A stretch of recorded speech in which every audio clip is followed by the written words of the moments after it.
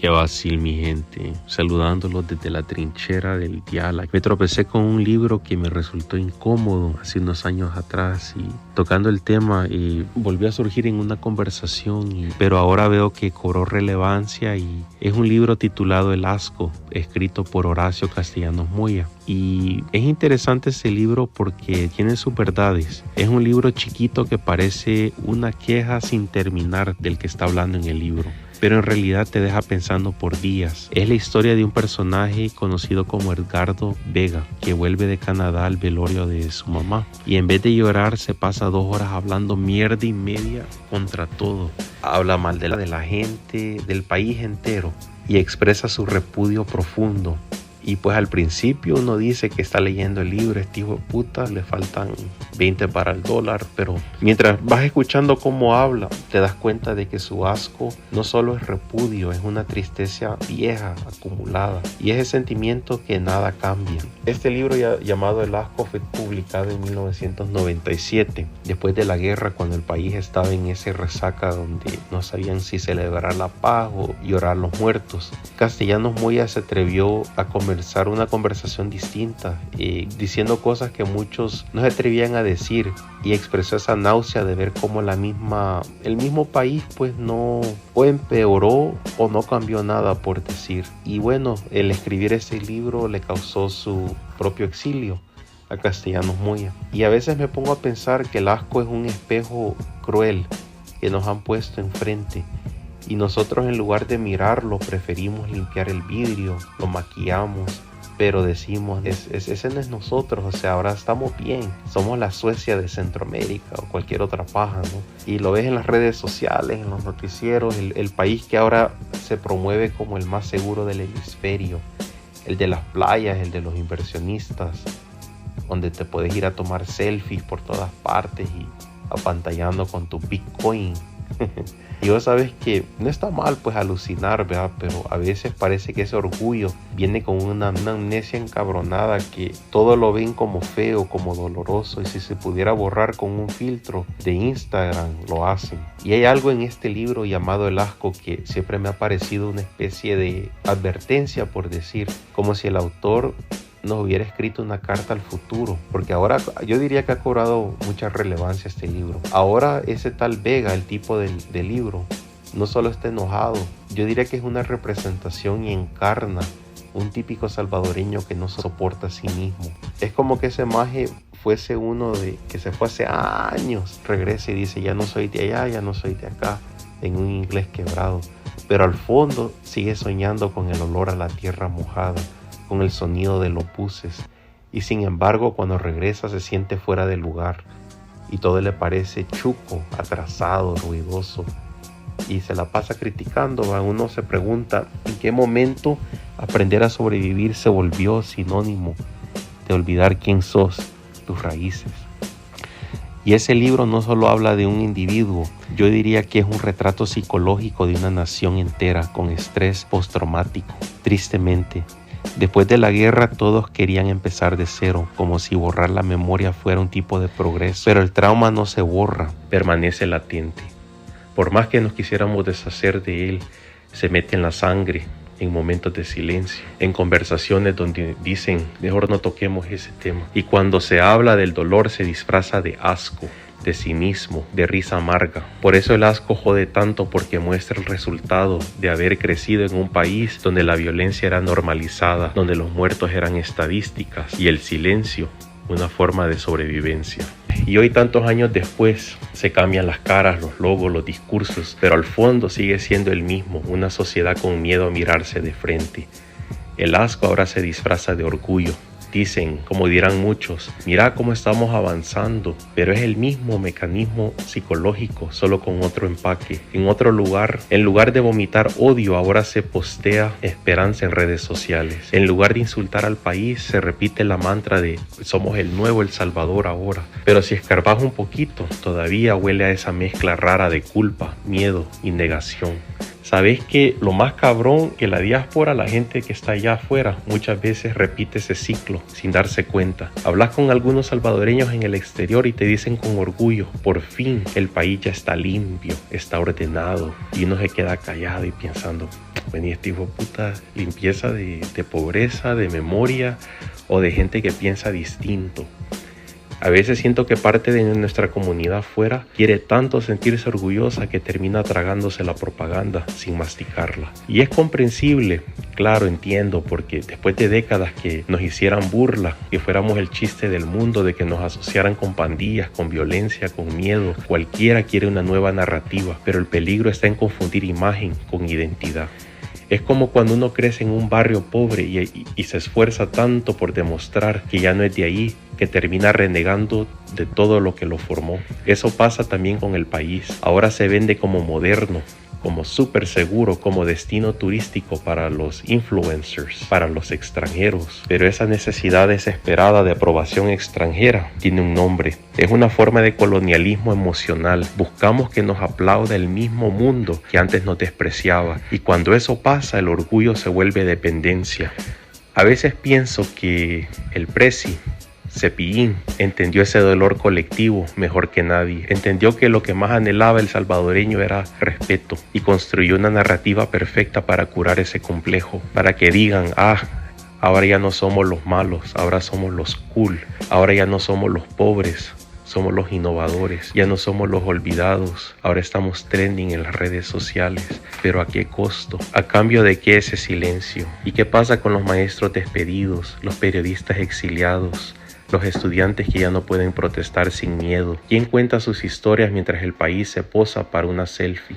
Cada vez que veo esas fotos del presidente con gafas, sonriendo, escuchando extranjeros hablar de él como una estrella de rock, me recuerda al personaje del libro, Vega, el protagonista del Asco. Ese loco también buscaba validación en el extranjero. Se creía superior por haber salido. Se sentía limpio porque ya no olía sudor de mercado. Pero ese mismo desprecio lo dejó solo, vacío. Es lo mismo que pasa con un país que quiere que lo ame el mundo, pero a costa de su propia alma. ¿Cuántas veces has sentido esa vergüenza silenciosa cuando alguien hace un chiste sobre El Salvador? ¿Cuántas veces has sentido explicar que no todos somos pandilleros, que también hay artistas, poetas, soñadores? Ese impulso viene del mismo lugar que el de Vega, ese miedo a ser reducido a un estereotipo. Pero el problema no se resuelve fingiendo que ya somos según otro país. Se resuelve mirando el dolor, dándole nombre y construyendo dignidad desde la verdad, no desde el marketing del presi. A veces me pregunto si el verdadero problema en nuestro país ha sido la incapacidad de recordar sin miedo. Como sociedad nos acostumbramos tanto a sobrevivir que se nos olvidó cómo procesar el dolor o nunca supimos cómo hacerlo. El Asco muestra eso con una claridad brutal. Un personaje que no puede llorar, solo vomitar palabras. Un país que no puede sanar, solo reinventarse como una marca. Y ese fenómeno sigue vivo, solo que ahora se llama imagen internacional, turismo digital, renacimiento nacional. Yo lo veo así, el trauma colectivo se recicló en propaganda. Antes nos repetían que éramos un país violento, una guerra perdida. Ahora nos repiten que somos el milagro de Centroamérica, el más seguro del hemisferio. En ambos casos el discurso viene desde arriba y nos dice qué sentir, qué pensar, qué callar. Y el silencio sigue siendo el precio de la pertenencia. Cuando uno lee a Castellanos Moya, uno siente que Vega, ese personaje tan detestable, tan arrogante, es en realidad el resultado final de ese silenciamiento. Vega desprecia a su tierra porque no sabe cómo amarla sin volver a sufrir. En su mente, el asco se vuelve la única defensa contra la nostalgia. Y si lo pensás bien, eso pasa también con muchos de nuestros compatriotas afuera. Aman su origen, pero temen recordarlo demasiado. Por eso idealizan el nuevo El Salvador, según el de las luces, el de los surfistas, el de los drones, sino porque es más fácil mirar una postal que a una herida.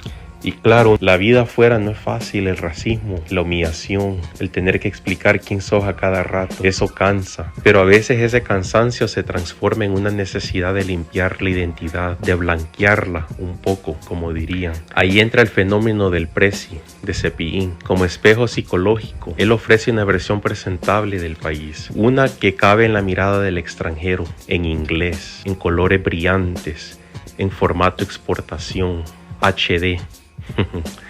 Y la diáspora hambrienta de respeto, ansiosa por ser vista como sinónimo de progreso, la abraza como si fuera una salvación. Pero hay algo de peligroso en eso. Cuando el orgullo depende de la aprobación externa y cuando un pueblo aprende a necesitar que lo aplaudan desde afuera, empieza a censurar a los suyos desde adentro. Lo vemos todos los días con nuestros periodistas llamados traidores a la patria, maestros despedidos por opinar, artistas que se autocensuran. Es como si el país entero hubiera internalizado la voz del asco. Cállate.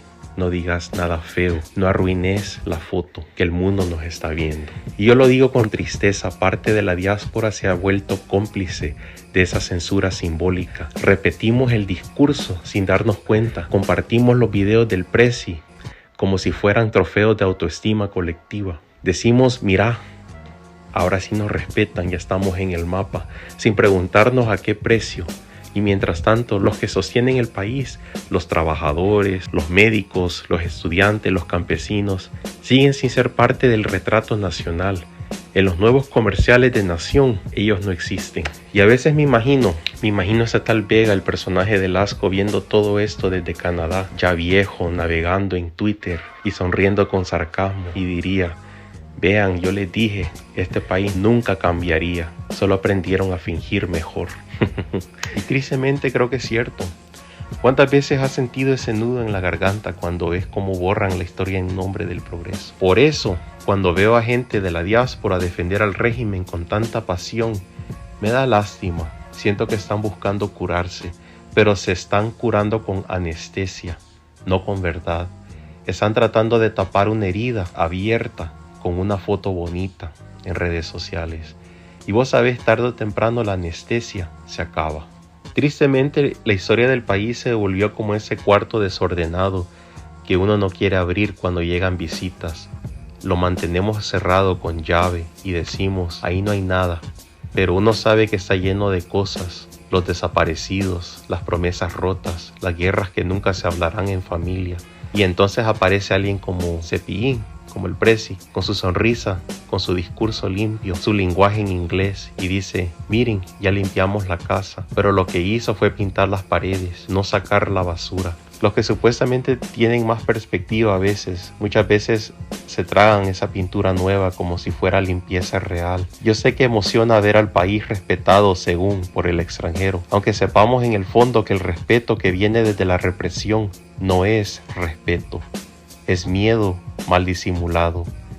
Porque hay una herida colectiva que viene desde los 80, desde los 90, cuando los salvadoreños eran retratados en los noticieros de Estados Unidos como migrantes, como miembros de pandillas, y crecimos con ese estigma. Y ahora por fin hay un presidente que según la diáspora cambia el titular, que logra que los mismos medios que antes nos insultaban ahora digan El Salvador es un milagro. Claro que se siente bien, entiendo eso. Claro que uno quiere compartirlo, pero el problema es que el orgullo, cuando nace del dolor no procesado, siempre pide sacrificios, y en ese caso ha sido la memoria. Eso me hace pensar en cómo funciona la mente traumatizada. Dicen que cuando alguien no puede procesar el trauma, busca controlarlo, ordenarlo todo. Y eso hace el régimen. Promete orden absoluto, limpieza total, cero caos. Entonces la represión se vuelve un sustituto de la reflexión.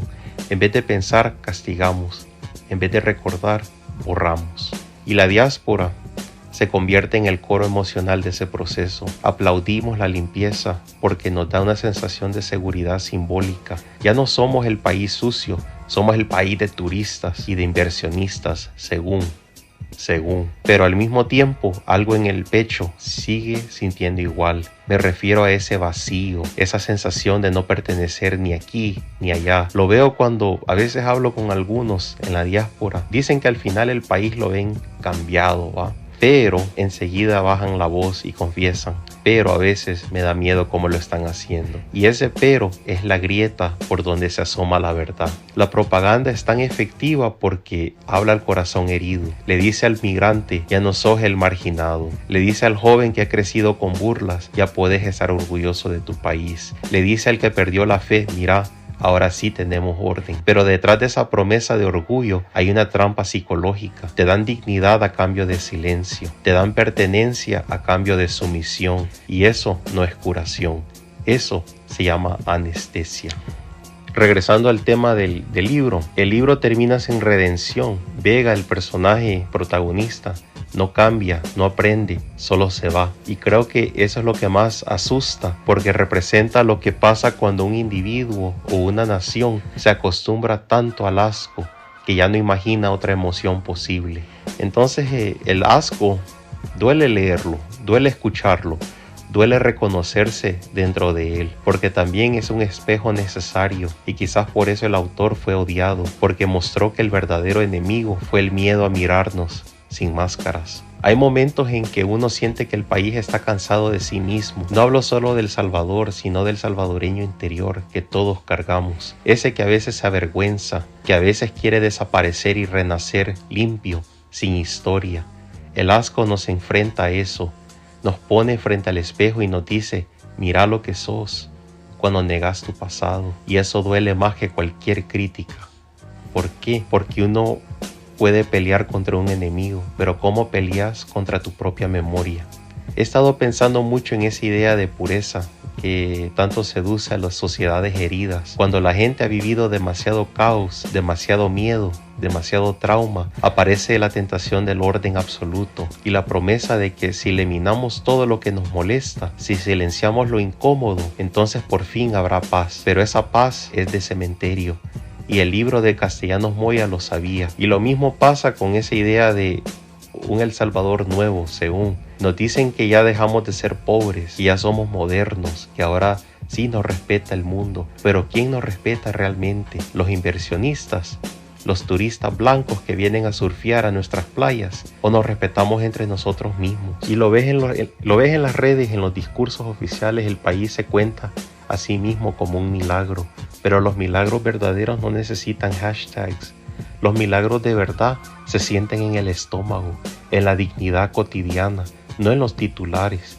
A veces siento que esa obsesión por mostrar al país como un paraíso limpio, perfecto y ordenado es en el fondo una forma de negar el trauma. Es como si dijéramos, miren, ya no nos duele, pero claro que duele, solo que ahora el dolor se disfraza de éxito. Y está bien, nadie quiere vivir eternamente desde la herida, pero el problema es que cuando ese orgullo no viene de la verdad, sino del olvido, cuando amar al país significa negar su historia, uno no está amando, está actuando. Y hay una frase que me da vueltas en la cabeza, una que nunca se dijo en el libro, lo podés ver en cada línea. El que niega su herida se convierte en su herida. Y eso pasa al país. Negamos tanto la violencia que terminamos repitiéndola, pero con otro uniforme, con otro discurso, con un cepillín.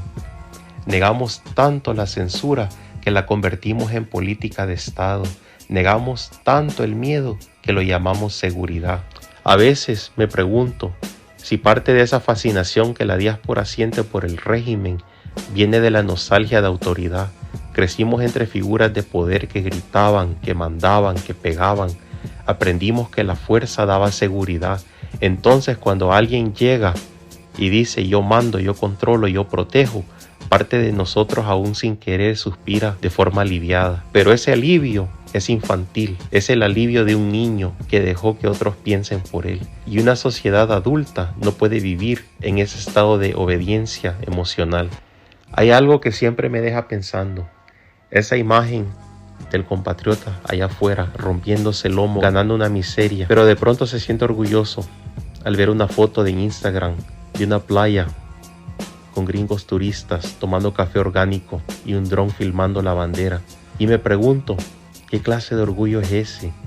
Te levantás a las 5 de la mañana, te tragás el cansancio de los años y luego decís, mira qué lindo mi país, ahora sí somos europeos o somos la Suecia de Centroamérica, o una pendejada que tantas veces escucho. No jodas, eso no es amor. Eso es anestesia con filtro de Instagram. No necesitas que tu país se vea bonito para tener dignidad. Tu dignidad no depende del ángulo de una cámara, ni de lo que diga un youtuber extranjero. Si ganas poco, si te cuesta, si mandas remesas, eso ya te hace parte de la columna vertebral del Salvador. No necesitas que nadie te venda un sueño envuelto en inglés. Ese país que tanto te muestran, lleno de luces, de Surf City, fue construido sobre tu trabajo y tu silencio. Claro, uno entiende, queremos sentirnos parte de algo grande. El orgullo se vuelve una especie de ceguera selectiva. Miramos solo lo que brilla y tapamos lo que duele. Aplaudimos las cárceles llenas sin preguntar quién está dentro de ellas. Compartimos fotos de progreso sin notar cuántas voces se apagaron para que esa imagen pareciera perfecta. Y allí es donde el asco vuelve a tener sentido. Vega quería un país puro, perfecto, limpio, sin defectos. Tal vez la verdadera valentía sea aceptar que somos un país herido y seguir queriéndolo igual, sin maquillarlo, sin traducirnos para el turista, amar desde la memoria, no desde la negación, porque los pueblos que se maquillan demasiado terminan sin rostro. Yo creo que cada generación tiene que decidir si quiere ser un Vega o quiere ser memoria. Así que ¿de qué sirve tener un país que parece perfecto en las redes si la gente que lo sostiene sigue viviendo con miedo y en la miseria? ¿De qué sirve que el mundo nos mire si nosotros mismos no nos reconocemos? Preferimos que el mundo nos aplauda por una mentira bonita o que la historia nos respete por haber dicho la verdad. Radio Subversiva.